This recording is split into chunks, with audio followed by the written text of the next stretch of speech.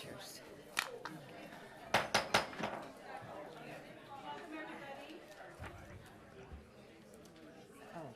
is it on? Thank you for your attention.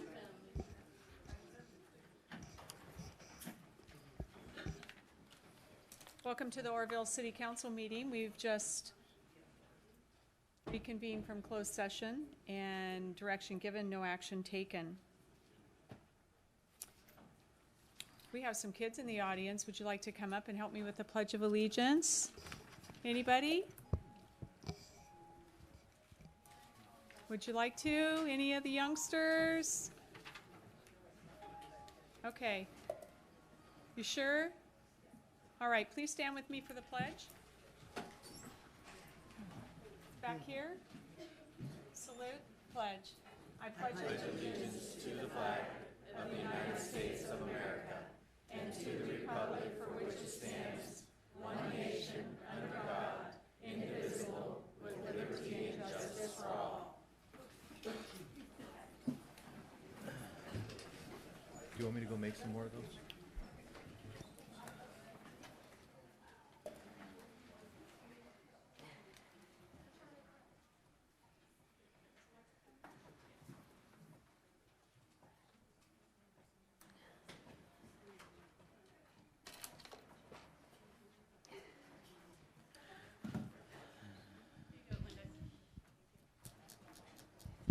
Good evening. Wow, that's loud.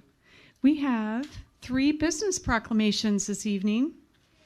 New business acknowledgments, and if you've been here in the past, and occasionally we kind of put them together so we can do 2 or 3 at the same time. So today's one of those nice evenings that we have 3 presentations to give. So I'm going to start with the first one, Strive Dance and Performing Arts. Is there anybody here to accept the new business acknowledgement this evening? Anybody?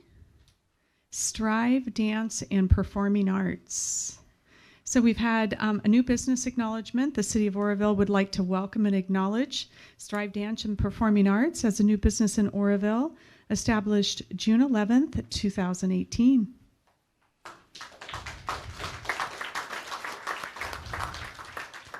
All right, so here's another really good one, Smart and Final. Anybody here from Smart and Final? Anybody? Did anybody call them to come? Okay, well, I'm surprised. How many have been to Smart and Final yet? Yeah? Well, I appreciate them coming to town too. So Smart and Final, we would like to welcome you to our community as a new business that was established June 10th, 2018. Smart and Final, thanks for coming. The next one is Harbor Freight. Is there anybody here from Harbor Freight? Come on down. So now I think I should give him the microphone for 5 minutes and yeah. So, yeah. So how many in here have been to Harbor Freight? Right? I remember seeing an ad for Harbor Freight when I was a little bit younger and thinking to myself, because I'm one of those handy girls, that would be my dream store, right? So welcome to Oroville. Harbor Freight Tools, number 2917. You opened a new business in our community on May 31st, 2018. We appreciate you coming to town. Thank you. You want to tell us a little bit? Come on, tell us a little bit about how much fun people will have in your store. Come on, there you go. You'll have a lot of fun, save a lot of money. Yeah, we're a coupon-based driven store. So when you come into us, it's definitely something you want to sign up for to get our catalogs in the mail. And we're definitely here for our community. Since we've opened, we've done a lot with dealing with everybody with the fires because they come through us for tools. But we're very happy to be here. So I have a question about one of the tools that excited me when I was a little bit younger. Was the stand with the magnifying glass on it. That you could like find bugs or worms and then like stick it and watch them. We don't have that. Okay, well, too bad. Thank you.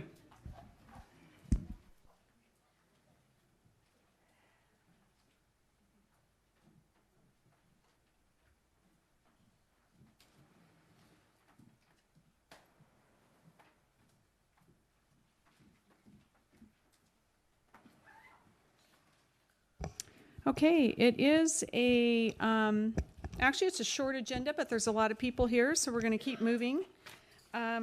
Proclamations and presentations, so now we have consent calendar. Does anybody wish to move anything? Actually, we have, non-agenda. Non-agenda, these new agendas are a little bit harder to read. Okay, at this time, anybody that's put in a blue card in the non-agenda, I'm going to call your name. If you would still like to speak on a non-agenda item, there's still time if you want to go over there and get a blue card, but I'll start calling the non-agenda item people up. And it looks like you have 3 minutes this evening, so Bobby O'Reilly and then Deborah Thompson.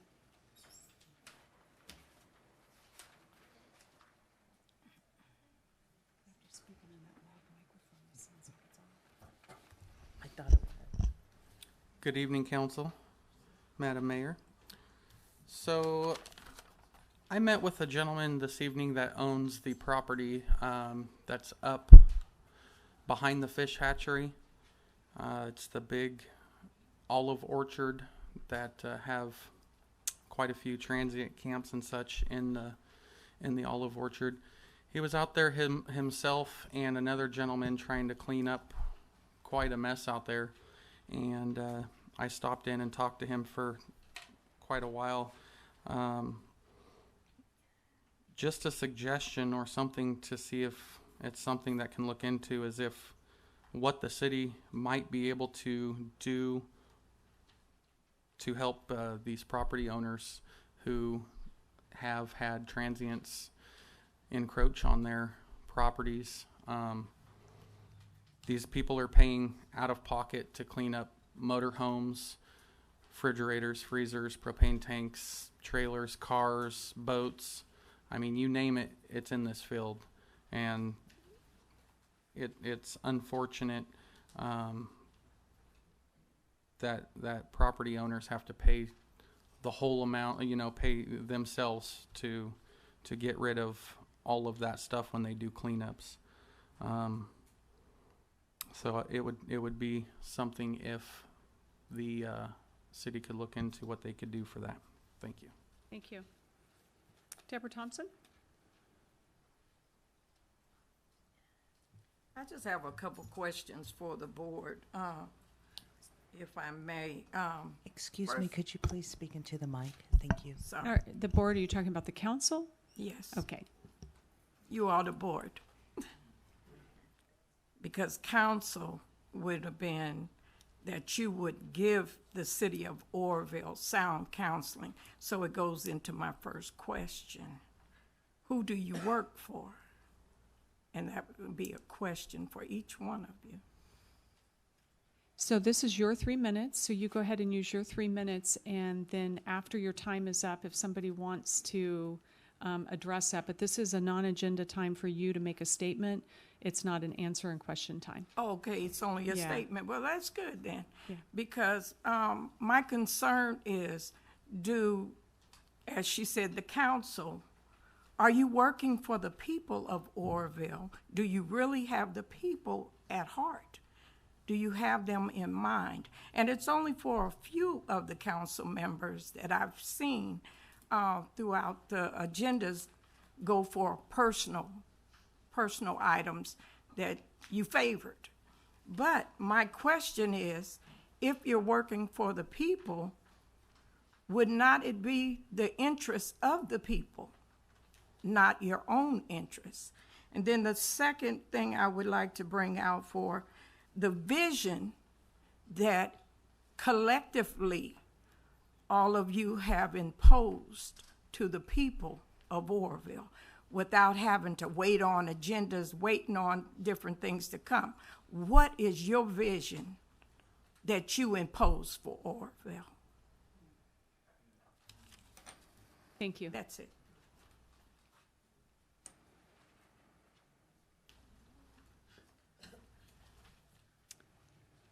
Annie Terry, and then Steve Christensen.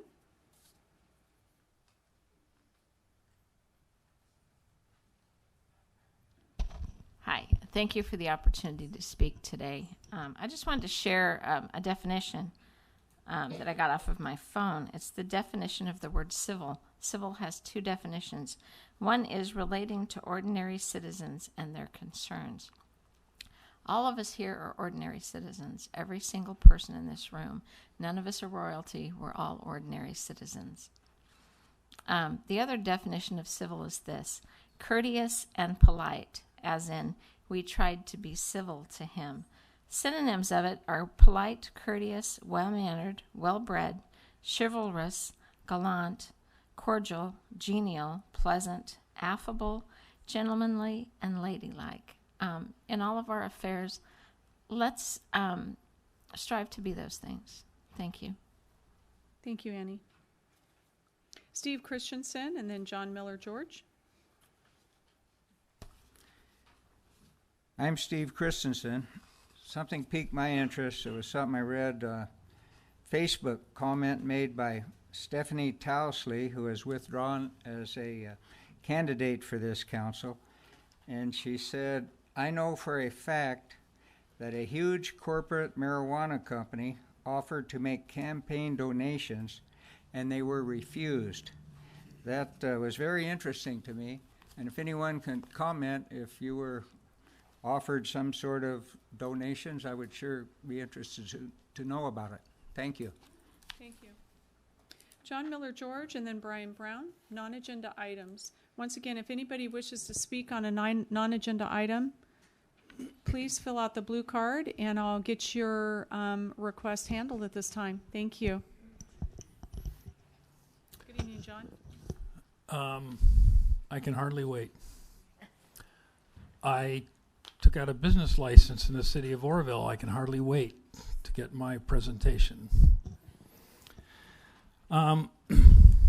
Last week, if my memory doesn't, the last meeting, if my memory doesn't fail me, we swore in some VIPs, right? Volunteers in police service. I'd like to, just for a second, refer to the example of the city of Albuquerque, New Mexico, who had a highly militarized police force, and they were tagged by the Justice Department for killing a homeless person. They had 4 policemen armed with assault rifles and a dog. They sicked the dog on the guy, and the guy pulled a knife to fight the dog, and then they shot the man dead. Now, they did a settlement with the Justice Department, and the police go around and hand out tickets to the homeless where they can find shelter, get cleaned up, and have jobs. Some of their jobs are cleaning out the park. And here we have these parks, and we only have 3 guys now. And, oddly, I've been here for now 4.5 months trying to get on the agenda to discuss a way to bring a lot of money into the city of Oroville, and I'm still not on the agenda. I actually had some hope the last time because I was told, oh, talk to a couple of people and we'll get you on the agenda. Well, I'm not going to be on the agenda at least until after the election. It gets kind of frustrating, and I'll tell you one reason why. This weekend, Governor Brown, whether you like him or not, signed a bill that put $800 million at the disposal of the people that are smart enough to get it. And if you guys had listened to me the first time and got me in here and we'd gotten started on it, your application would already be sitting on their desk. But nope, I'm still waiting to even get on the agenda. Maybe I found out also that one of the things I can do from this podium right now is ask to get on the agenda. So I am. The other thing I'm going to point out is that the mayor by herself can put me on the agenda, and any 2 of the council members can put me on the agenda. So at the last 18 seconds and counting, how come I'm not on the agenda? So John, did you meet with staff in the past 2 weeks? I did. And what did they have to say?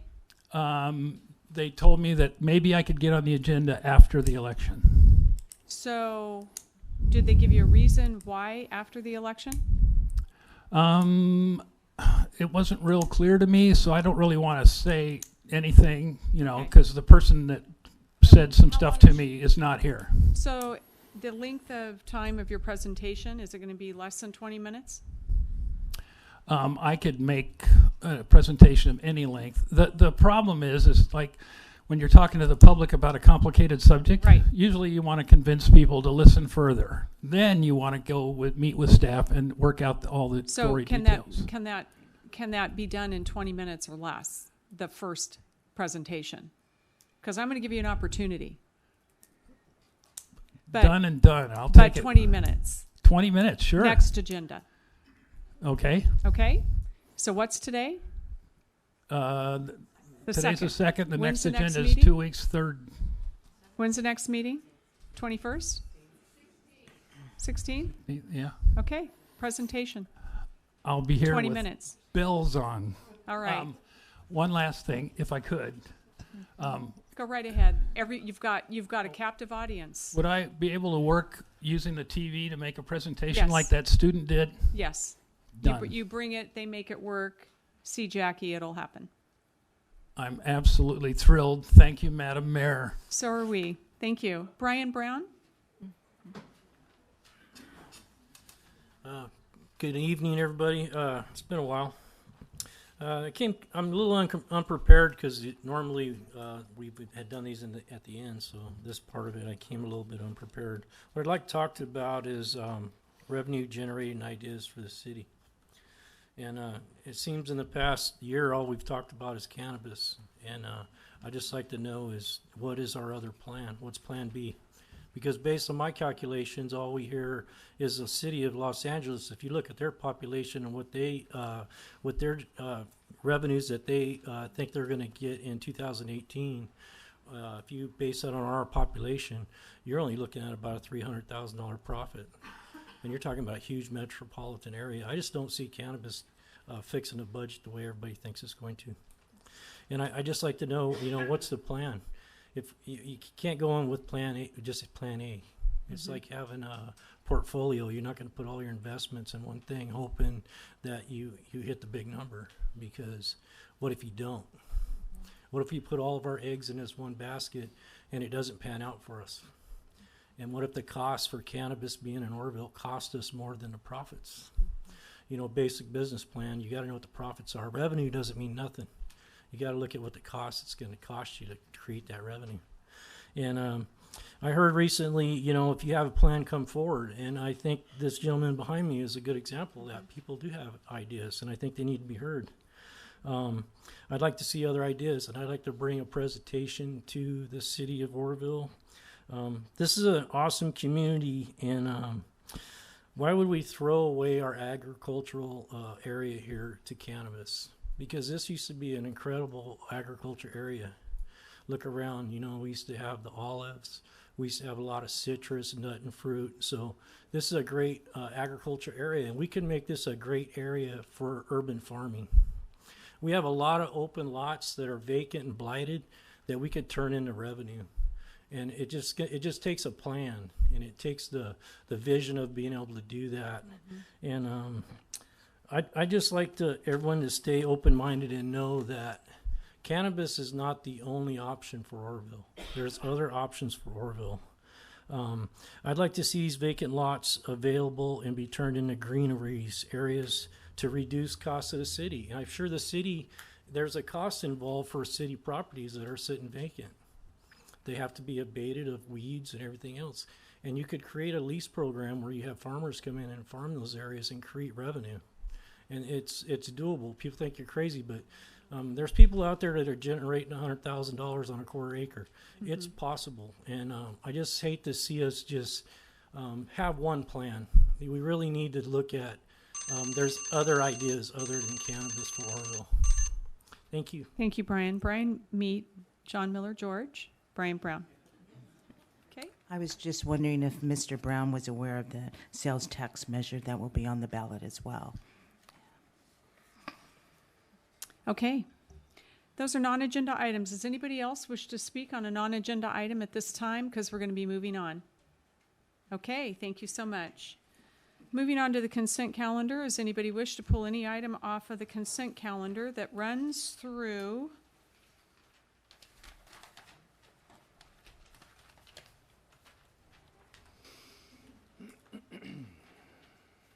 Does it run through item number 6? Yes, ma'am. Okay, I'm going to pull item number 5. Thank you. Anybody else? With item number 5 pulled, looking for a motion. I move that we approve the consent calendar, items 1 through 6, exempt item 5. I second. Thank you. First and second, voting's open.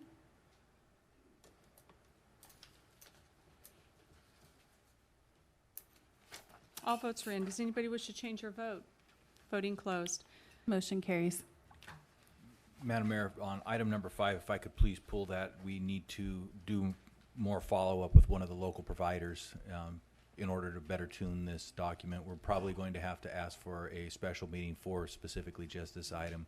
It's just a really tight time frame, and I've met with one of the local providers, and we have some detail we need to work out. So what local provider? The Hope Center? And so there was a letter that I also put. Is there a copy of that letter? It was supposed to be handed out, the correspondence letter that I wrote to staff and council. Regarding the Hope Center? Well, it was regarding the HEAP funds, because I was going to bring that up at this time, because it also includes information about item number 7. And so I wanted to make sure that, It's sitting on my desk. I have to go grab them. I had them in a pile. I just didn't grab the right pile. Give me 1 second. okay.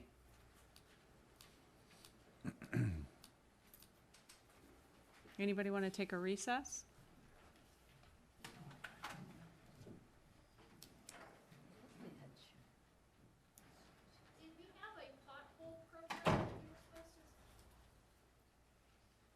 The presentation?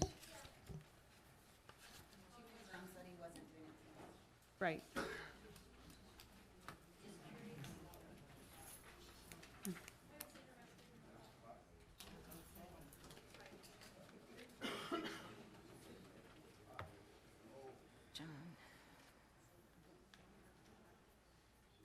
John.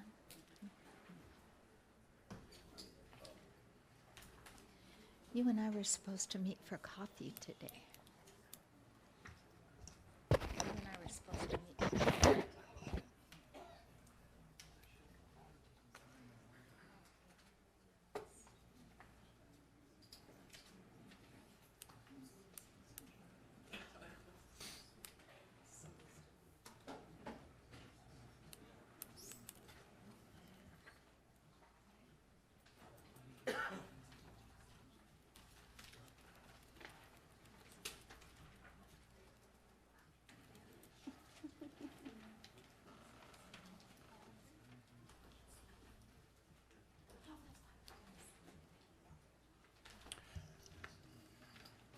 It's during the candidate forum. Yeah, we need to change that. What? Oh, I know. It's been, this is the second time it's been rescheduled. I don't know who did that.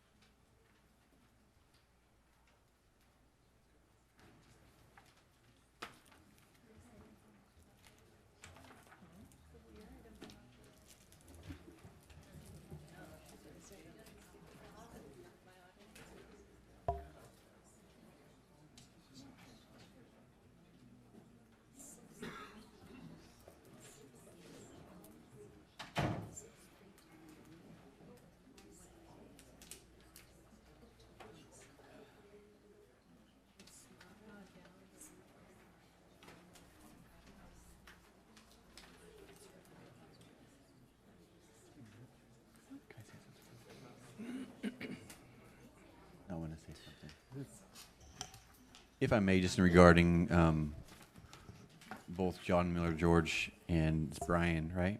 And regarding startups, I have an associate friend who runs a nationally recognized startup organization that gets both funders, people with ideas to collaborate together and compete on not only a local level but a national level to get things started up. Basically, some people has an idea and somebody's got money but they don't have an idea, and you get people to work together and get things going. And I'm working and talking to him about getting that here in Oroville. So to get that going, though, for sure, you need at least a couple business-minded and business owners to at least getting it going and get the momentum going in the city.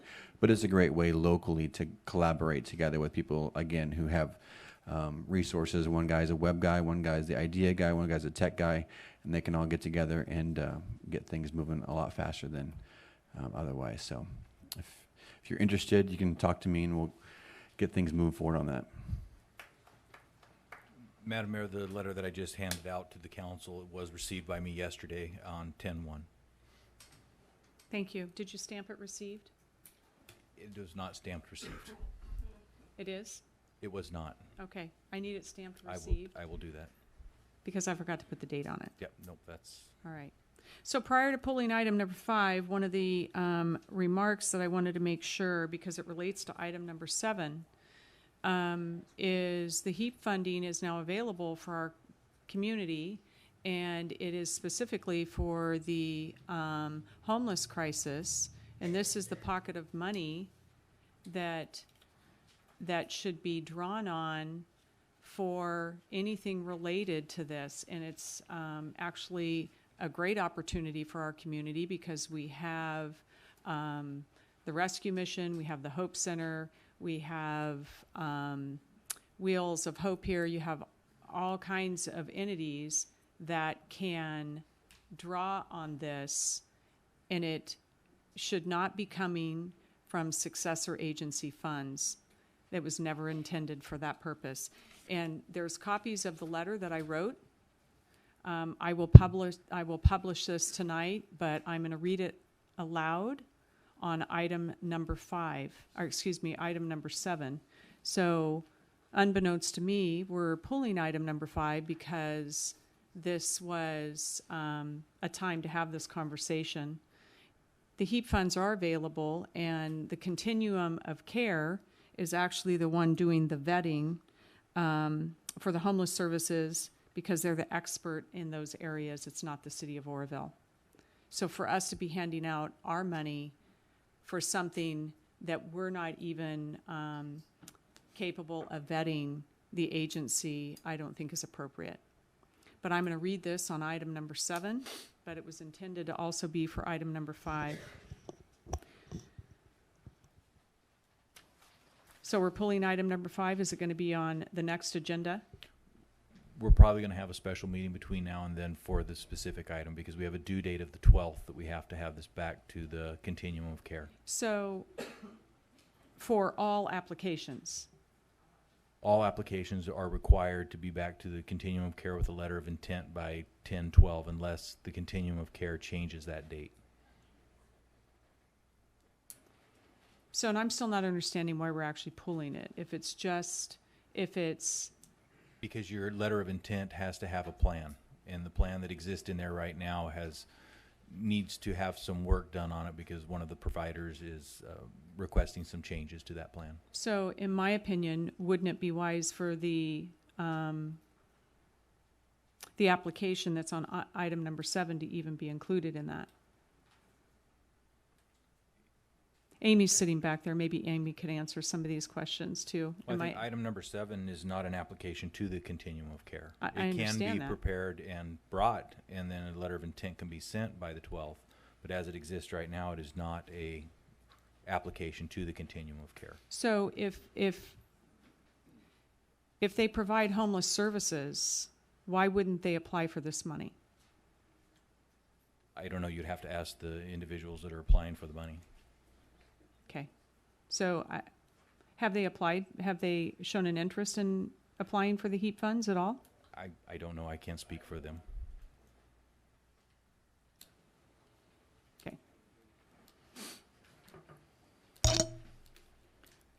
So are they applying for HEAP funds also, I guess? I don't know. We'd have to ask the Haven Hope on Wheels. Kevin Thompson? I think it'll be wise for this council, we'll cross that bridge when we get to number 7.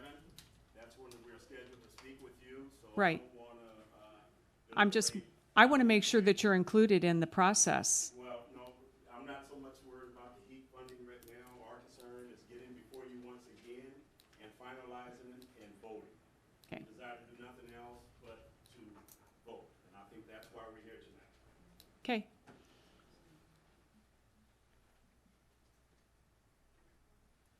You want to pull item number 5? Yes, ma'am. Okay. Any other questions or comments? Item number 5 is pulled. Item number 6 was on the consent agenda. There are no public hearings this evening. Moving on to regular business, item number 7, Haven of Hope on Wheels. The county may review the financial information provided by the Oroville Southside Community Improvement Association regarding the Haven of Hope of Wheels and provide staff direction. I have a letter to read, but if you want to start, you go right I ahead. was just going to update you on a change in the agreement, the original agreement that was presented to the council. Paragraph has been added. It'll be specifically number 4 regarding the mobile unit. If the council takes this action, this mobile unit part of the agreement is going to require the provider to keep the mobile unit within the jurisdictional boundaries of the city of Oroville, and that it cannot be taken out. So there was a concern that was expressed to me by some individuals that there was a schedule that included all over Butte County.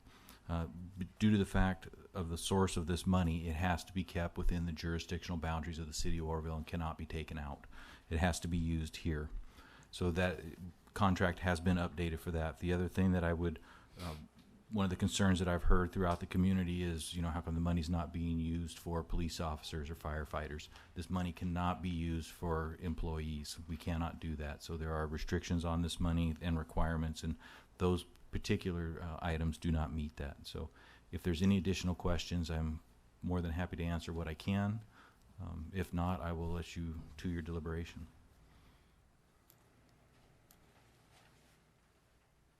Okay. Any other questions or comments? I have a letter to read for the record from the dais, and I'll open it up. To the staff and the City Council, I am in complete favor of supporting homeless services and understand the need. However, as the mayor, I believe it is our responsibility as representatives of the City of Oroville to do our homework and make the best informed decisions for our community. I am not in favor of quickly and hastily approving our city dollars to be given to a group without proper vetting. As of today, this vetting has not been done. Here are just a few of the facts that concern me and should concern the staff and the council as well. To get their 501c3 charitable nonprofit status, OSCIA is classified as a youth development organization with the IRS. OSCIA tax-exempt status was revoked in 2010 for not filing the mandatory 990 nonprofit tax returns for 3 consecutive years from when it was formed. Their tax-exempt status was not reinstated until 2016, but was considered retroactively exempt as of 2010. OSCIA has no record of social services or homeless services in the community, nor have they previously delivered the services that is being proposed. They are not listed with the Butte County 211 or Aunt Bertha, both of those services or resources in our community, for any services. Renting out the Southside Community Center does not qualify as a social service. There is no program money listed. How are they going to provide case management and services? I have found that there are contradictions in their proposal and financial reporting to the IRS. It would be prudent for us to look at OSHA's financial statements, OSCIA, financial statements and general ledgers detailing details for the fiscal year 2015-16, 2016-17, and 2017-18. I have asked for 3 years of detailed financials and have yet to receive them. This proposal is a Band-Aid to what we need to solve the homeless situation. It just doesn't add up or make good business sense. This is a business decision and it needs to be properly vetted. In addition, we now have HEAP funds available, which should be the primary source for this type of request and not the city's successor agency funds. Let the continuum of care, homeless service experts do their vetting and selection. And as you heard, most of you people are here just for the vote. So, with that said, any questions or comments from the council before I open it up for public comment? There's quite a few speakers.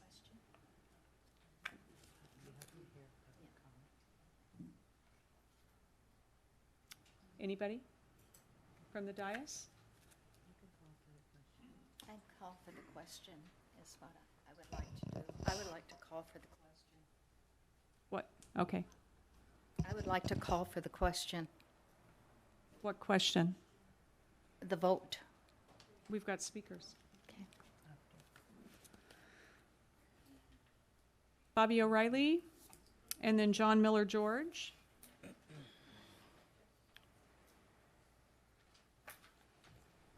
Good evening again, Council, Madam Mayor. So a couple of things that concern me about this this item.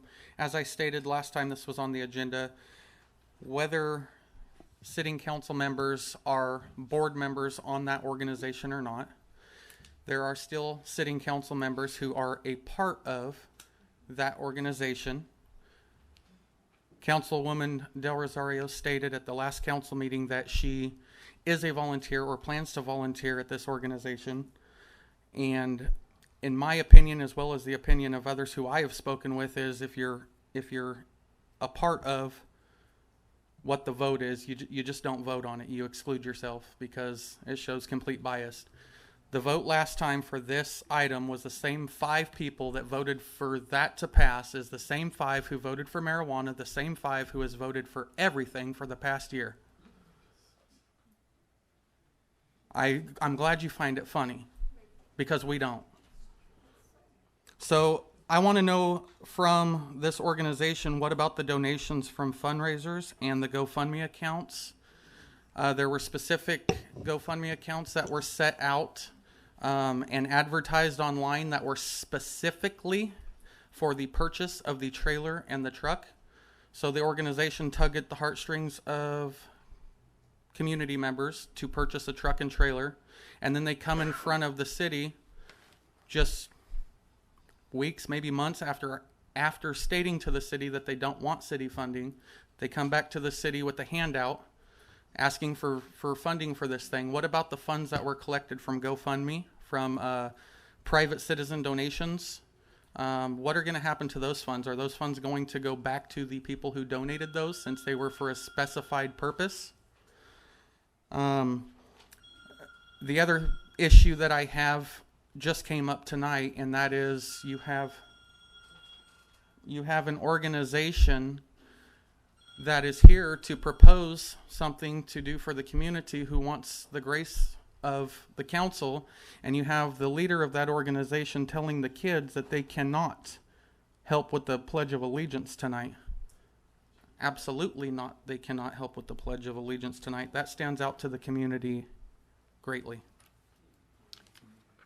John Miller George. Before he speaks, I want to have a point of fact. The last vote that was taken on that, I believe the vote was 4-1 with 1 abstention.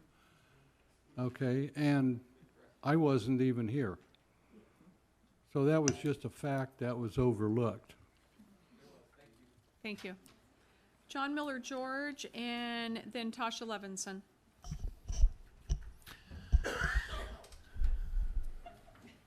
You know, when times are tough, and resources are limited, you start hearing these kinds of discussions. Hey, if I get mine, you won't get yours. That kind of scorpion in a bottle stuff is what destroys communities. Everybody here should consider themselves a neighbor of everybody else here. I consider myself to be the grandfather of every child on earth. If you're a religious person or ascribe to some kind of moral code, most of them say, do unto others. Jesus said, let the children come unto me. So, how do you say your moral values match what Jesus said if you're not willing to help children and the least of these my brothers? Jesus had a lot to say about Pharisees, and Pharisees are the people who want to pray in public squares, but they don't help the really downtrodden.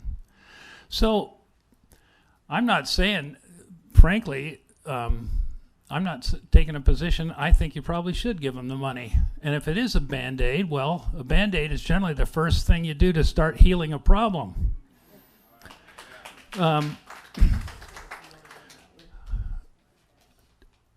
There's a million ways to pay for things. But in the end, you have to sit down and say, we're going to pay for this. So why not now? And why not this? Is it because, well, geez, Jesus didn't make wine only for some people. He made it for everybody there.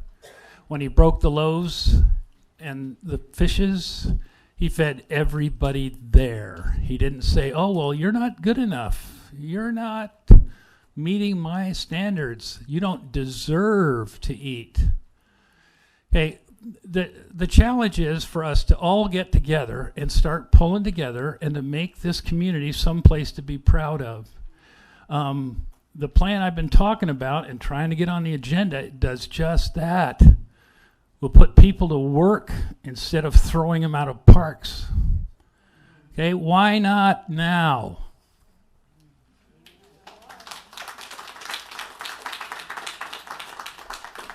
Thank you, Tasha, for coming up to the microphone.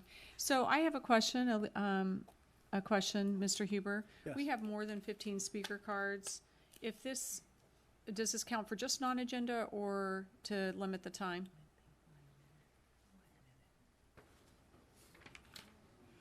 Not that I want to limit anybody. It's just I know that If you have more than 15, you can limit it to 2 minutes apiece. even if it's on an item on the agenda. Yes. Does anybody have an issue with that? I do. Yeah, you should have done that first thing. Well, I thought of it, but I didn't take it. so it's not too late. We can change it. So, Tasha, are you prepared to do 2 minutes? I'm prepared to do it in 30 seconds. Okay. These are restricted funds. They cannot be used to solve the police problem. I know that it was the checking to make sure they could be used for this purpose. Tasha, could you please? Thank I know you. that that these restricted funds could be used for this purpose. That was determined before you went through with this, and it's a really important project to start getting things moving to making our community better and solving the homeless problem. It's just a step. Please, let's take it. Thank you. Thank you, Tasha. Don Foltz, and then Jim, is it Adams? If you could make yourself ready. Thank you. Madam Mayor, I spent a week and a half writing a 3-minute talk. I would really appreciate it Well, if you I go could right have my 3 ahead because minutes. Thank Tasha you very didn't use much. it. Thank you, Tasha. I can own 10 rentals and write off the interest on the mortgage and all other upkeep expenses. The taxpayer subsidizes my investment, and no one tells me I have a sense of entitlement. Owners of many properties tend to have more political influence, and they benefit from a situation in which there aren't enough houses to go around. Rents stay high enough that some are squeezed out of the affordability spectrum. Some people are opting out of the competition for conventional shelter, and some cannot engage the stress and struggle involved with renting.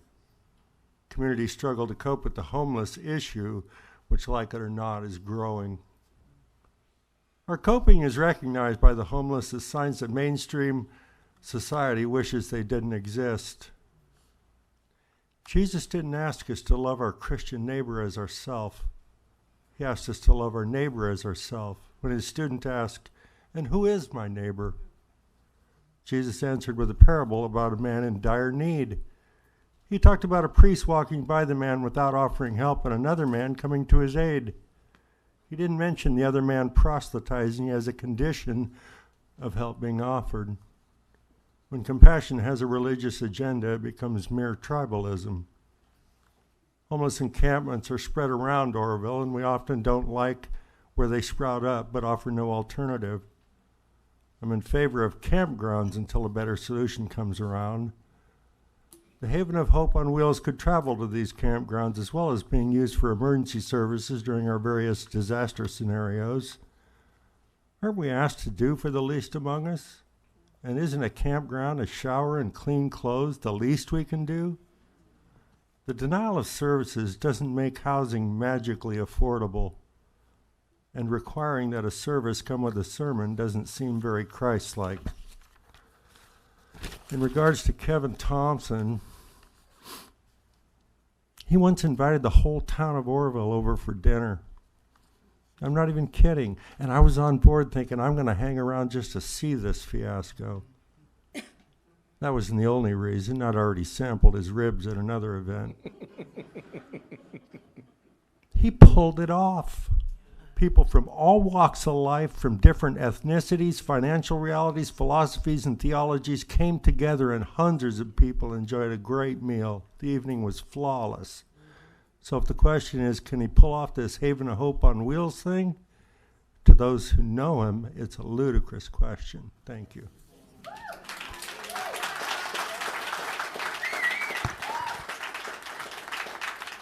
Jim Adams and William Bynum, and then Fred Spencer. I'm going to ask you guys to come up to the podium, one right after the other, because we do have a lot of speakers. It will help with the time. So Jim Adams and then Bill Bynum, please stand up behind him, if you wouldn't mind. And then Fred Spencer. Thank you. I'm going to be very brief because I realize I don't know enough about it. I simply want to say I'm sympathetic to the desires of the people who want to do something there. Thank you. Thank you. Bill Bynum. Fred Spenger. Is that Spenger? Spenger. Thank you. And then Jan Hill. All right. Mine's also 3 minutes. And if we knew about it ahead of time, it would be 2 minutes, but it's not. It's 3 minutes. Well, you know, we didn't know we were going to have 15 speakers either, so. All right, well, I want to introduce to everybody here the editorial from the Mercury on this subject. Mobile hygiene unit in Oroville, a creative step. Working on a complex issue often takes creativity. When it's an issue like homelessness, every angle is worth exploring.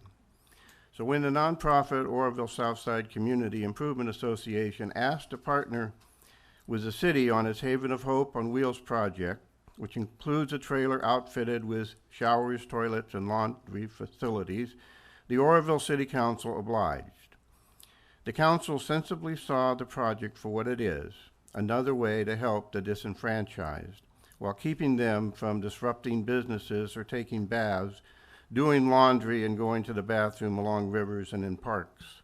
The council voted to help fund the proposed mobile hygiene project with bond money from the successor to the redevelopment agency, offering a grant of $175,000 to the nonprofit. City Attorney Scott Huber said, while it was a creative way to use the bond money, it was an appropriate use. Still, Mayor Dahlmeyer and Councilor Thompson questioned using the funds for such a charitable purpose, with Thompson suggesting the bond money go toward more traditional uses like fixing roads. Traditional funding approaches aren't working for the homeless, especially when the homeless population in Oroville has increased by 83% since 2015. according to the most recent countywide point-in-time homeless population survey. Homelessness is a community-wide issue that requires the whole community to step up and find solutions. The city, working in conjunction with a nonprofit group, is a creative approach that allows the council to invest in its own community, much like fixing up roads. I'm sorry, you looked at the time. It's only 15 seconds. Just wanted you to know. Okay, thanks. As Councilor Linda Draper shot back, we're supposed to be about helping everybody, whether they're wealthy or not. Though she meant we, as in the city council, the adage could be applied to the community as a whole. Every person deserves fulfillment when it comes to the basic needs of hygiene, food, and shelter. A mobile hygiene unit providing a hot shower, supported by the community, including its leaders, is a creative investment for offering those basic needs. Will it help get people off the street? That's a separate issue. One problem at a time, and this solves one problem. And that was David Little from the, and I think he's correct. Thanks. Fred and Jan Hill, and then Aaron Hill. Hi, thank you.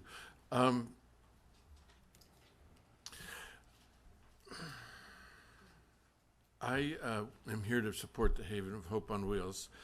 I don't have any money to give them, or very little. I've given them a little bit, but I have myself. I can give, and I've done things, and I've helped clean up the river, and I've done what I've can physically. But I just think that well, let me just say this, and it'll be over quick. I think anybody who is elected or even appointed or even works for the city, we can start with the country, the state, the county, or the city. If their reason for being in their jobs is to serve the people of the community, then I don't think there's going to be any problems. And I think we can get along just fine and work together just fine. But if they're here for any other reason, if there's any other agenda that they have, then there's going to be problems. And I agree with a couple of the gentlemen here that we should be doing stuff and moving on to the next thing to help this community. And I'll say it again, I'm here to help. I'm willing to clean up whatever lots and whatever needs to be done. I'm here to help. Thank you. Jan Hill and Aaron Hill. I'm here to support Kevin Thompson's effort at this project. I consider it a win for the homeless people, and I certainly consider it a win for the community.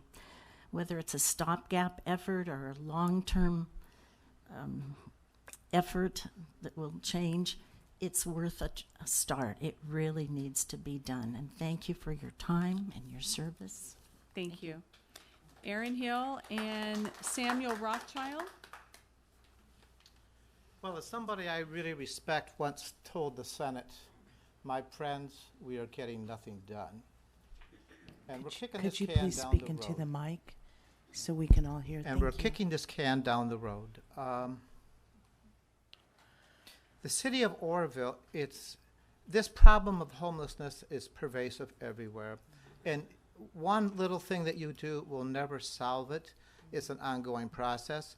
But the idea that we respect human life and we do something, and as far as letting other organizations, federal or what, we have a problem here. If there's 1,000 homeless, there's 1,000 reasons why.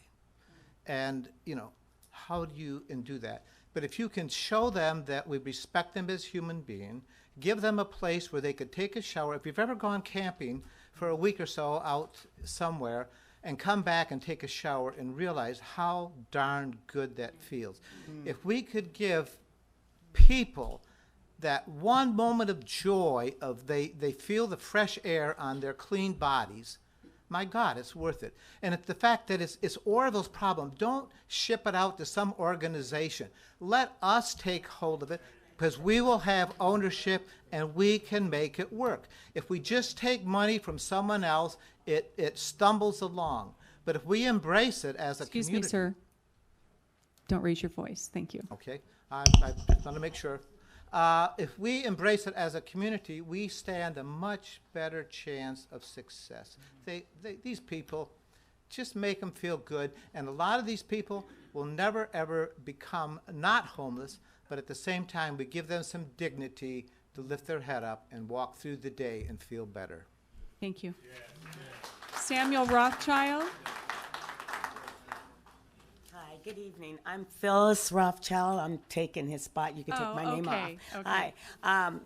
I was born and raised here in Oroville. Worked here for many years. Worked for Fred Huntington. I worked at RCBS. I spent many years. I love Oroville. Oroville has been on the map about every kind of thing, from the dam to everything else, from KKK to all kinds of things have been in the media. It has.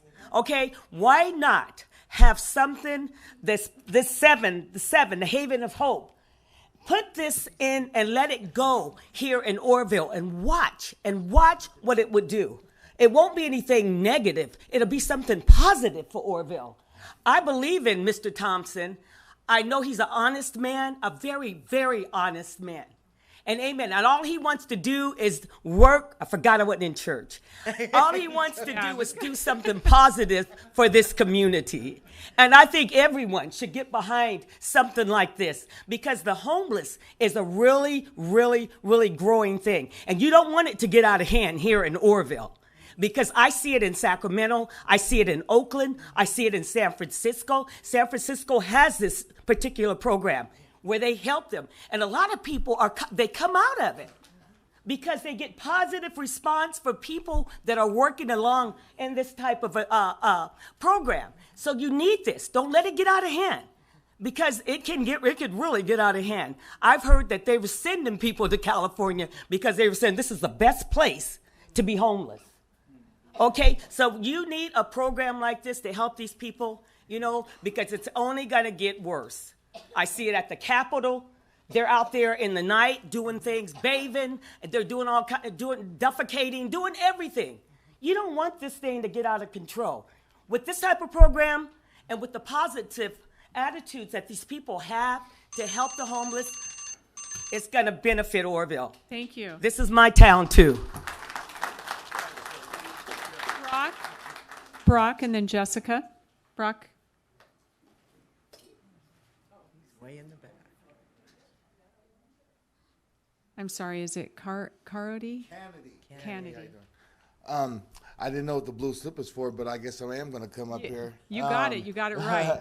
This is Pastor Kevin Thompson. This is probably one of the best things that's going on in Oroville to me right now. I was sitting there thinking, like, all the homeless people that have families that gave up on them. And we're sitting here in a counseling room, and people are here trying to help them as we speak right now. And I think it's a beautiful program, and I think it should go past. Thank you. You're welcome. Jessica, and then Lorraine Christensen. Good evening, counselors. Real quick.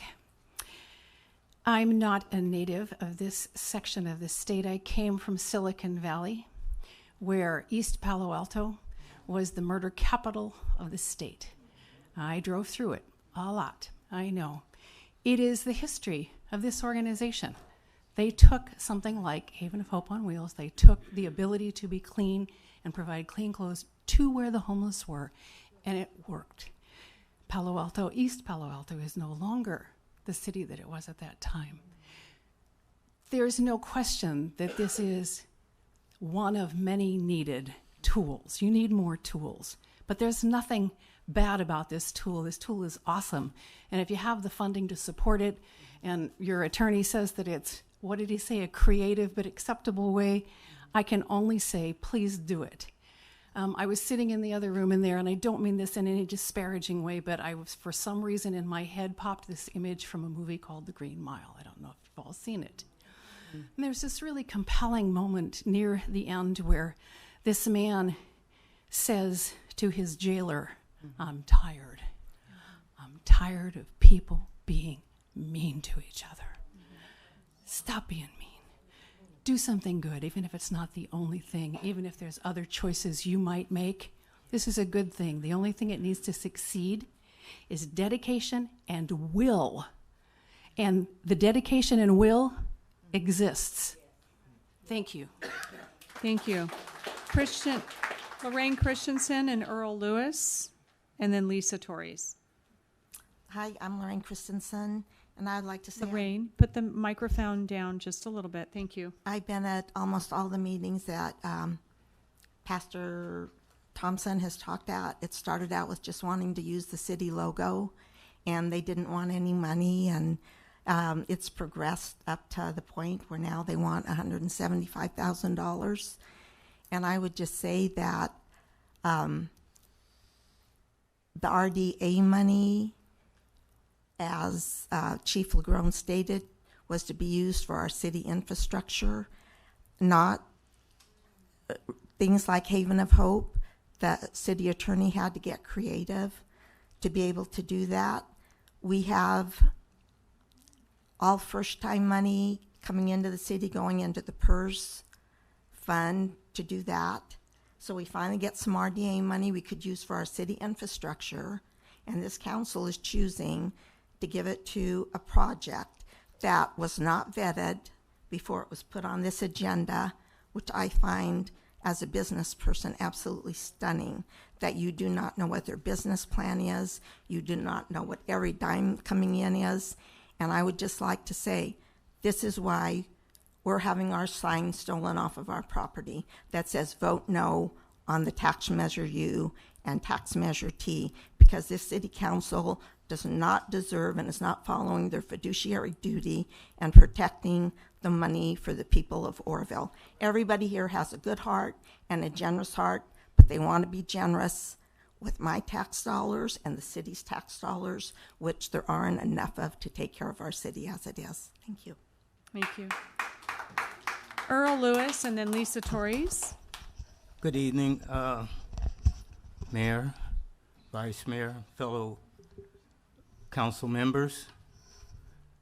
I'm a concerned citizen here in the city of Oroville, and I've heard several people speaking on and from the Bible about people without, but one thing for sure, the Bible also told us is that we were going to have poor and homeless people with us always, but it was our responsibility to take care of them.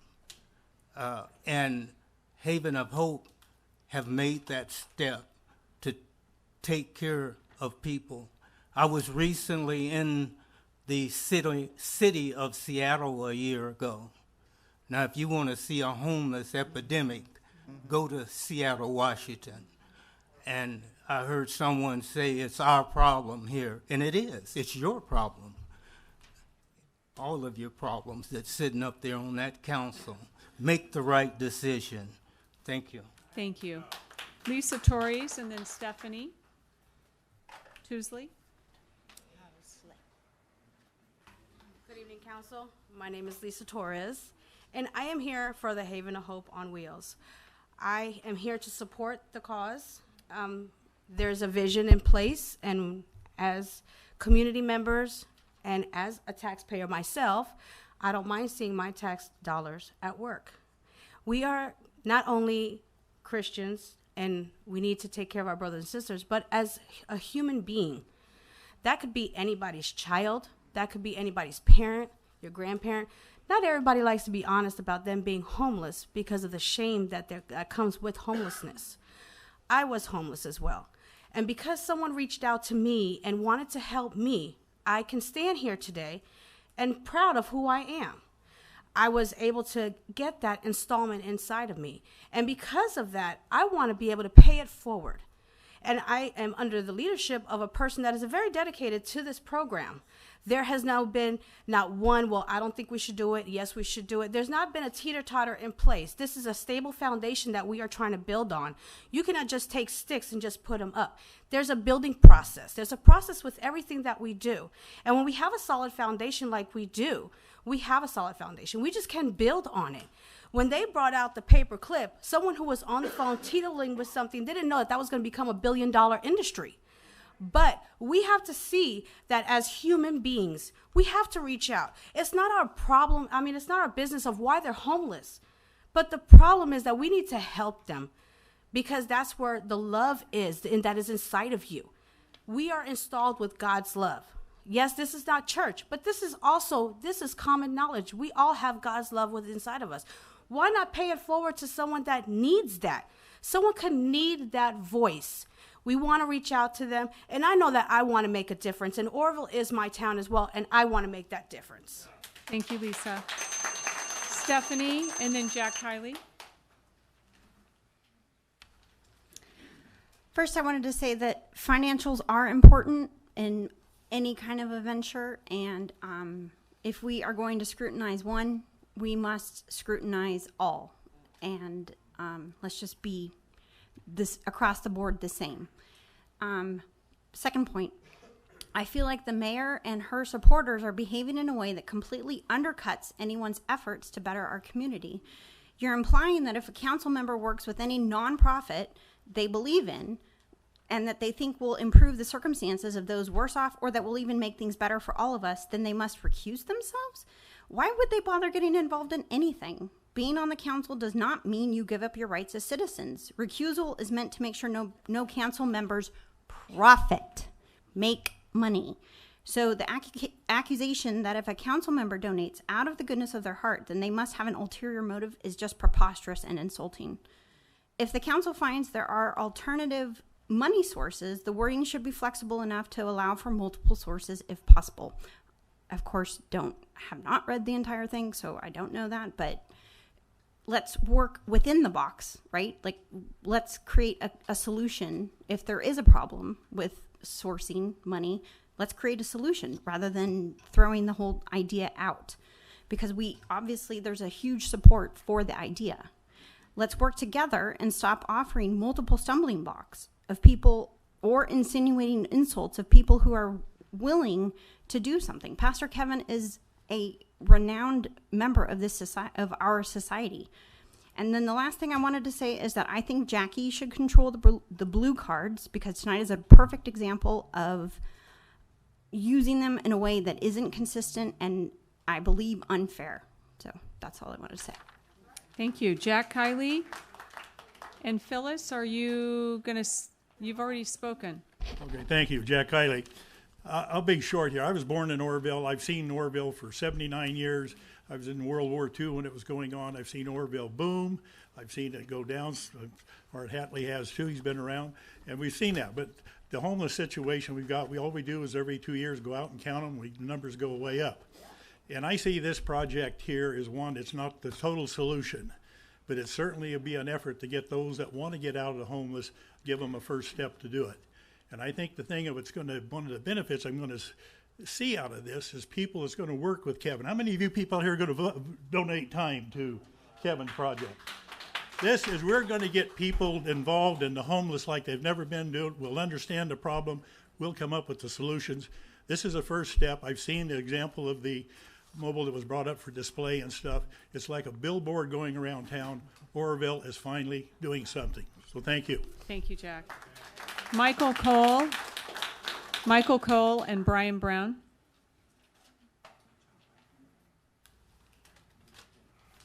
Welcome, Hello. Michael. Thank you. Wow, what a program. With the homeless population on the rise, we need action. To think that a single program will solve this issue is foolish. However, we will find the solution through efforts such as this and other collective ideas and actions. I hope this program will have a domino effect on our community towards the growing crisis while providing inspiration for other nonprofits and resources to arise. Council members have declared a shelter crisis in our city. We cannot sit still and expect grants from the state to solve our problem. We must be proactive with new ideas and resources, such as Haven of Hope. It seems everybody has an opinion nowadays, but very few have any solutions to bring to the table, and I applaud Pastor Kevin and his team's efforts to better our city. Thank you. Thank you. Truly. I think some constituents may have misinterpreted the objective of Haven of Hope. This service, while yes, they provide showers for the homeless, it's much more than that. This mobile facility can be pulled from the line, available to first responders, firefighters, victims in the event of a crisis occurs, which we've seen too often with fires and floods in our own city. This facility will serve as a resource center where individuals, not just the homeless, will receive help with resumes, job applications, job search, as well as help finding temporary and permanent housing. This resource center will provide a helping hand to the homeless get back on their feet while also helping the at-risk population avoid hardships. And that's the point, getting to the core of the problem before it happens. Pastor Kevin has said he realizes that there are people that don't want the help and just want to stay on drugs. Those people will not be allowed to abuse the resource center. Efforts will be focused on people and families that want to be clean from drugs and truly need and want the help. We must show compassion. These are human beings. They're not rodents of our town. We can't chase them off. We can't. When God said, love thy neighbor, I don't believe he meant that just to be the house next door. You know, like it or not, these are our neighbors. It's time we treat them that way. This is like grandma's house. Good advice, tough love, and a shower. Who can't get behind that? Thank you. Brian Brown, Pastor David Goodson. I'm going to be probably the unpopular vote here, but that's okay. I've been an unpopular vote before. Speak into the microphone, please. Okay. I've been the unpopular vote before, so this is going to be no news to you guys. I think if you're going to spend $175,000 on the homeless, I don't think a shower is going to do it, you know. I think we got enough services, you know, and people, I disagree. I don't care. Have respect. There's a saying, you know, give a man a fish, you feed him for a day, teach a man a fish, you feed him for a lifetime. And I believe we should be helping these people. But I think we could do better with the money with work programs and giving them pride in what they're doing and giving them food vouchers and vouchers for getting showers and food. I don't think $175,000 is a reasonable way to spend this money. If I had a business and I had 1,000 employees and they came to me and said, hey, we'd like to put some shower facilities in, and I said, no problem, we'll just spend $175,000 doing it. I don't think this has been really thought through. And I think there needs to be more than one application going on here and more than one idea. We're looking at one thing, and I wonder, was this given out to the community for other people to come forward and be a part of this and have a plan of what to do with that money?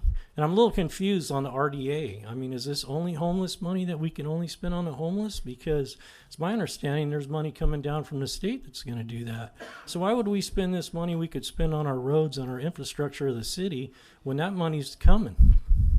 Once it's spent, it's gone. This is our chance to do something about the homeless, so why would we spend it on a mobile unit that's going to cost a lot of money to maintain? It's going to cost a lot of money to move around and fuel expenses. I just think it's a bad idea all the way around. Thank you. Pastor David Goodson and Carol Anderson. Good evening to the council. I just want to say that I do support the Haven of Hope for what it stands for the mission that it has, and that I've heard the term "these people." You know, I understand what these people mean, but see, when we say these people, it means that we separate ourselves from them. Okay, these are our people, and we need to be loving and concerned about them as well. This could be somebody's family member. You never know when it could be someone in your family that's out there homeless.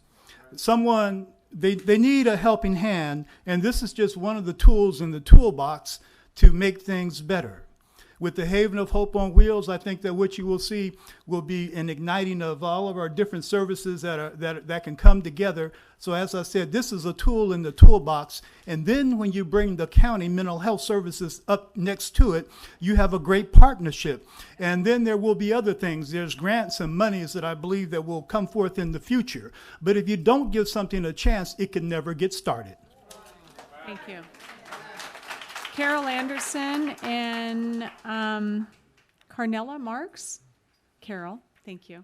Hi, welcome. Last meeting, I was so proud of this city, and I was so impressed.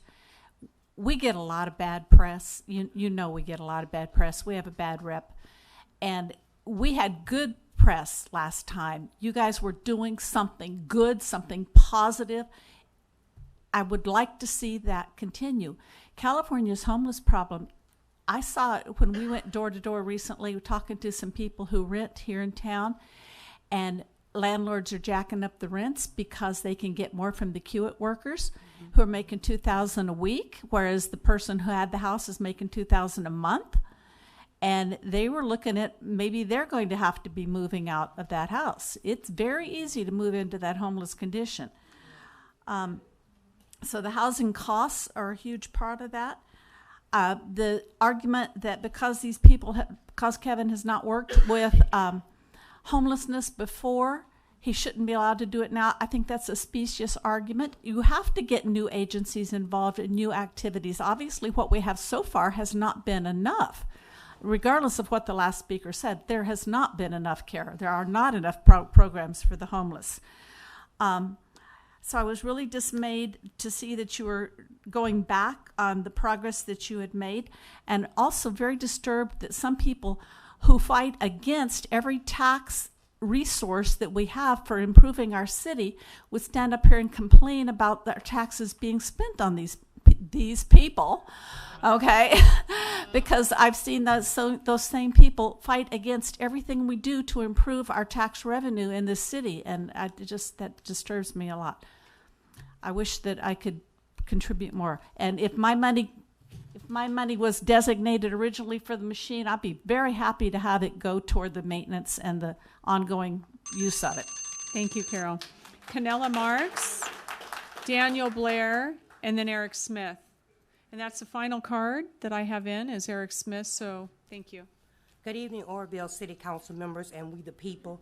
My name is Cornella Marks. In 2016, I relocated to the city of Oroville. I came here homeless with my friend and my 2 kids. I met several people who showed me love, encouraged, and motivated me. And these people gave me a hand up, not a handout. In less than 1 year, I became an entrepreneur. Since then, I've been going to the olive groves. I've been down to the creeks, giving out food, clothes, shelter, offering them help. Also, in 2017, I presented photos to the city council about the homeless, sleeping on lawns, in front of the stores, taking baths in the social service office. The staff and volunteers of Haven of Hope are the people who gave me a hand up. Give Haven of Hope the opportunity to jump through the same hoops you gave the Hope Center. I admire the work that the Rescue Mission and the Hope Center does, but they can't meet the homeless where they are. Haven of Hope can go to the olive groves. Haven of Hope can go to the creeks.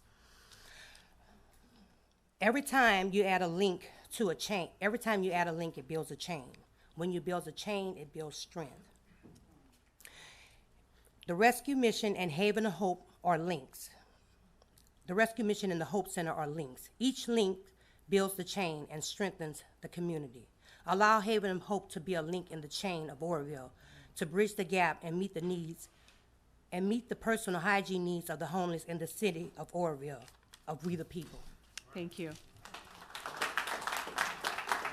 Daniel Blair and then Eric Smith.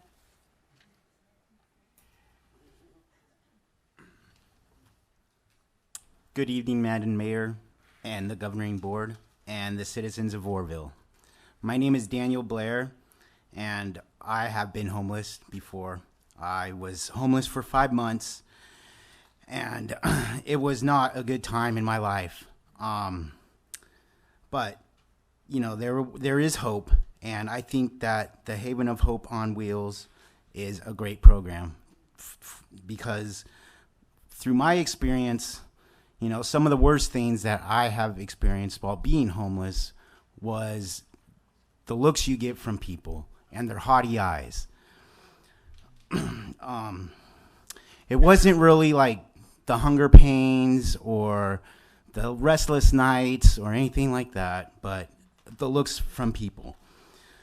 That still haunts me today. And hearing people not really having that much concern about our neighbors is really concerning to me because I have been there. I have also been a firefighter, and you know, while out fighting fires, we had services where there were portable showers and laundry so we can wash our clothes and take hot showers. And that does immense things for you, for your morale when you're down. One of the best things that from being homeless I have experienced was the kindness of people. And if it wasn't for a stranger opening up their home and allowing me to stay there so that I could get a job and better myself, I would probably still be homeless today. And I would maybe have died of an overdose because, you know, like, it's a spiral, a downward spiral. And to dig yourself out of it is hard. But if you have someone that cares and they're giving you a hand up, for those that want it, they'll take it. Thank you. Thank you. Eric Smith. Final card. Madam Mayor, City Council, thank you for this opportunity. I think I'd mentioned this before. I had a budget of about $60,000 a month, ran a nonprofit. I personally bussed in homeless in the Bay Area to my agency. I worked very diligently for about 14 years serving that community, clothing, I did all of it. Toys for Tots program, and I had a volunteer of about 40 folks. And so I applaud Mr. Kevin Thomas for what he's done. It's an amazing thing, and all these folks back here have a heart to reach out, and it's certainly a growing problem. We all know that it isn't going away. I'm very concerned for our country moving toward more of a third world, with the distance between the haves and the have-nots. All that being said, also from a business model standpoint, we know about half of all businesses fail within the first couple of years. And so I think there's a place for appropriate vetting of anything, of any agency, because it's a challenge to keep the balls in the air. I know firsthand that challenge. And it's amazing and it's awesome to see the energy and the vibe in here tonight. That being said, I think a lot of this could have been avoided had a more process step had been vetted, and you know that the process was. I think you had more full disclosure, and the process was allowed to work through with multiple meetings and discourse. And I think a lot of the tension here tonight could have certainly been avoided, because I think the idea is noble. We definitely need to do something, but I think the mayor calling for the responsibility of full vetting, it has its place. It's being responsible and ensuring that both ends are managed appropriately. So I want to say this. I think the responsibility in large part falls on the council. You need to ensure the process plays out appropriately, and a lot of this can be avoided in the future. Thank you. Thank you. So there are a few speakers, Councilmember Del Rosario, then myself, and then Vice Mayor Goodson. Did you have? I just wanted to say that I am not on the board of the community center. I was on the board when Hignall and Hignall had it. I came to the council and asked to be put on that board.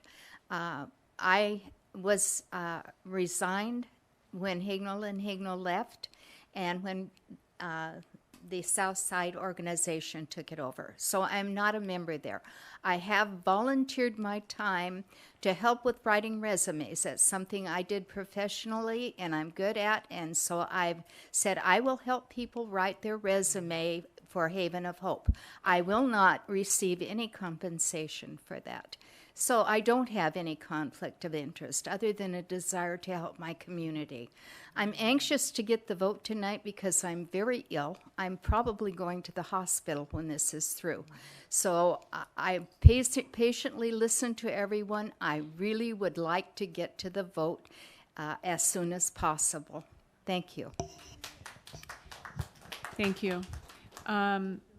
One of the options, and this is going back then to item number 5, and I read my letter out loud because I want people to understand. I think this is a noble project. I just believe it's in front of the wrong committee at this time, and if applications have to be done by October 12th to the heap, why not send the application for HEAP funding with your entire program of all the things you want to do and see if the funding can be done from that source. I'm concerned about the rush that we're doing, and if you can't get it from that source, then bring it back here, because it certainly is needed. But I'm confident that it's in front of the wrong situation at this time, especially when the county has declared its own crisis. And when you say there's 1,000 homeless people, they're not all homeless in the city of Oroville. They're the county also, and we as a city with 20,000 residents are not responsible for the entire county's homeless population. So I believe that the Wheels of Hope, Haven of Hope on Wheels, could benefit even a larger area than just the city of Oroville. And that's why I believe if you get the funding from the HEAP, then you wouldn't be so tied as opposed to having to keep it just in the city of Oroville. So if ultimately the plan is to take this county-wide, I would prefer to see if the county will give funding for this project first. Vice Mayor Goodson, then Councilmember Thompson. I just want to address something that the mayor had just said in regards to the expansion of the project, Haven of Hope on Wheels, into the county. And I believe that is something that is very near in the future. This project is going to cover not just the city, but Butte County, because you will be expanding and there will be multiple mobile units. With that being said, I believe that the OSCIA has submitted all the supportive documents requested. You have been requested to submit financials. You have been requested to submit a list of board members, and you have done that with bios. You have given us detailed documentation breakdown of anticipated expenses, inclusive of maintenance and replacement costs. And your current assets total $68,000 for a nonprofit. I believe that everything is in order and accounted for. I understand that there was an additional request for 3 years of financials. The Haven of Hope has not been in fruition for 3 years. I move that we direct the staff to proceed with the project and with the documentation that was requested, and it has been received. Councilmember Thompson is still in the queue. And I'm going to make a clarification and a question. The $68,000, there's a $50,000 line item that is called a security deposit. I mean, this is not the place to go through this vetting. This should have been done by the staff. But there's a $50,000 line item that is called a security deposit. I believe that's a line of credit. No. Okay, so the security deposit isn't even defined. Some of the questions that I've asked, I haven't received, nor have I received detailed financials. We have one sheet of a profit and loss for the past year and 1 month of detailed accounting, just for the record. Councilmember Thompson.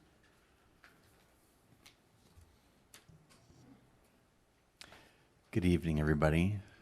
You can feel the tension. You can cut it with a knife tonight. I see that there's a lot of supporters for this in the room, and it's great to see the community get behind a project that is amazing.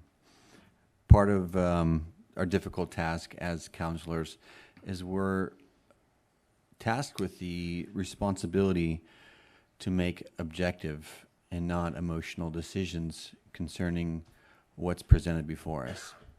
And this is an emotionally heated topic, as many voices were raised tonight, and I think I've heard more scriptures quoted tonight than ever before at a council meeting, so maybe that gives me more liberty in the future to quote my own scriptures.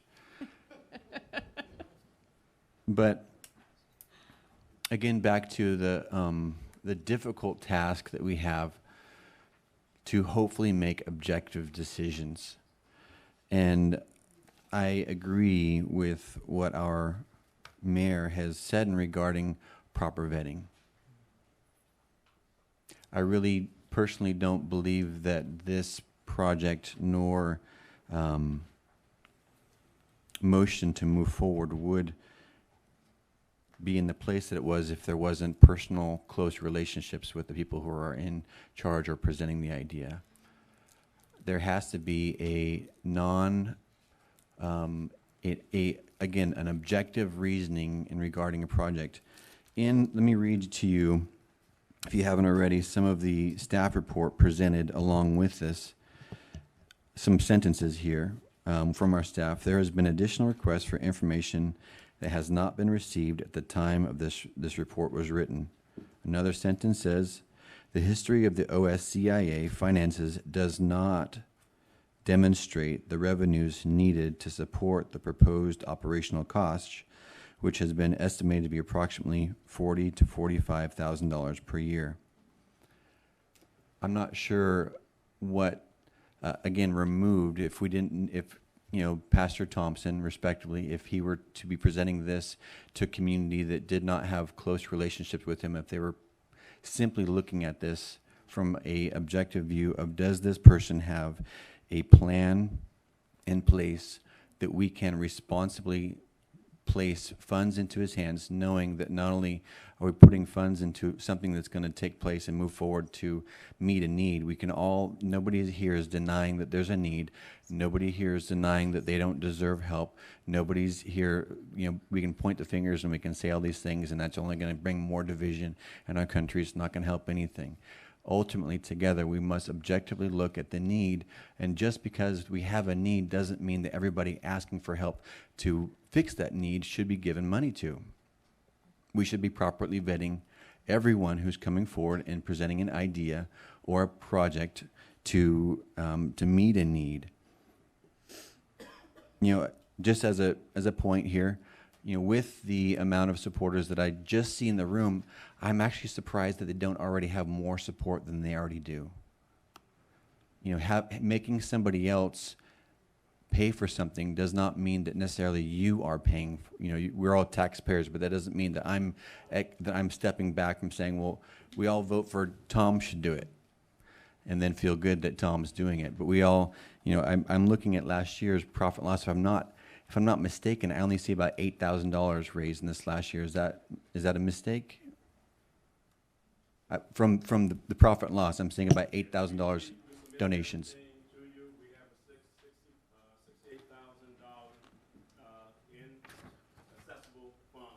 Thank you for that clarification.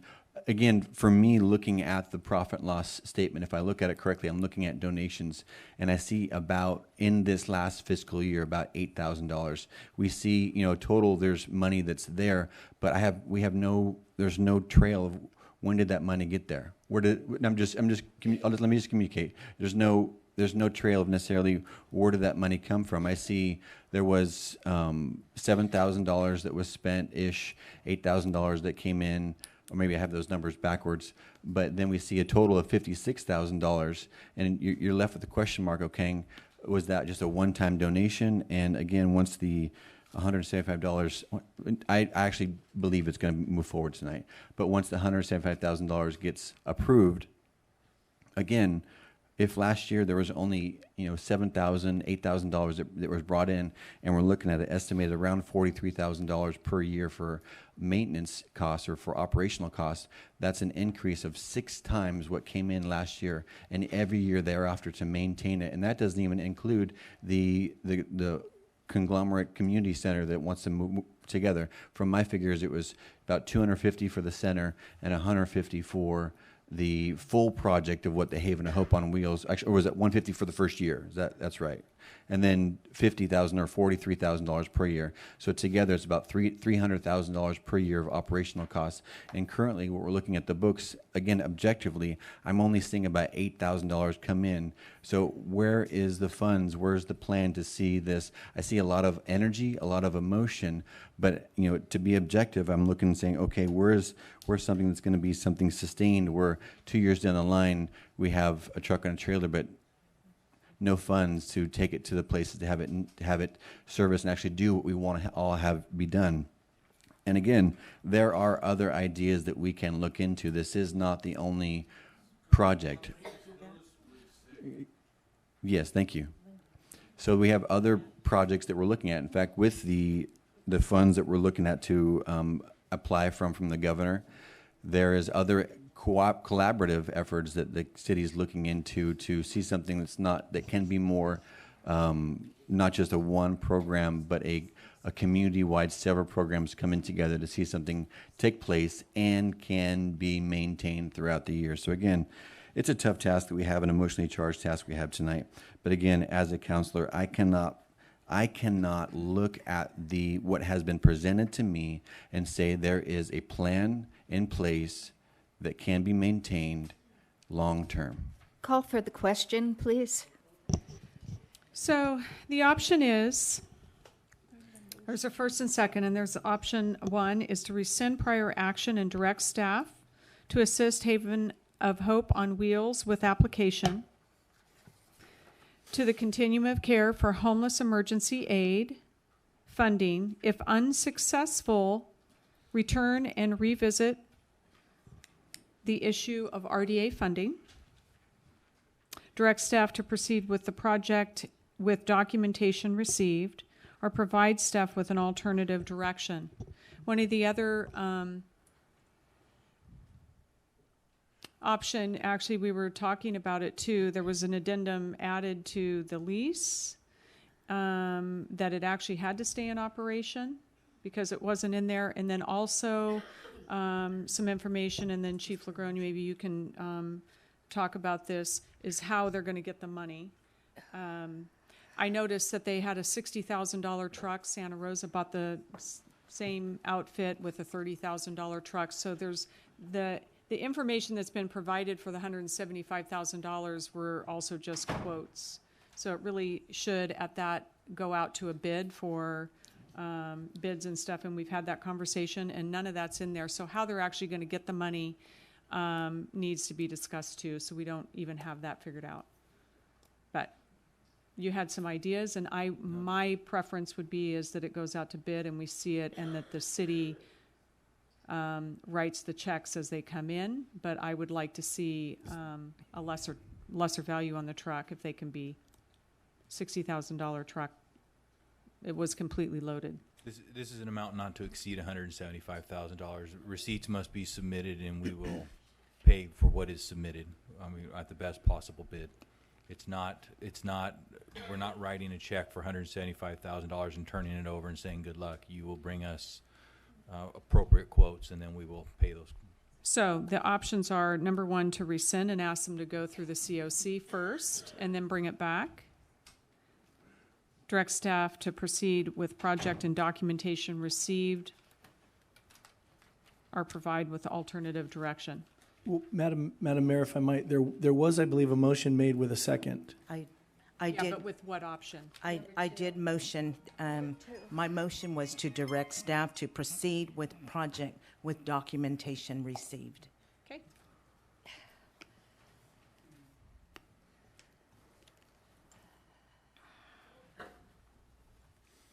Voting's open. All votes are in. Voting closed. Motion carries.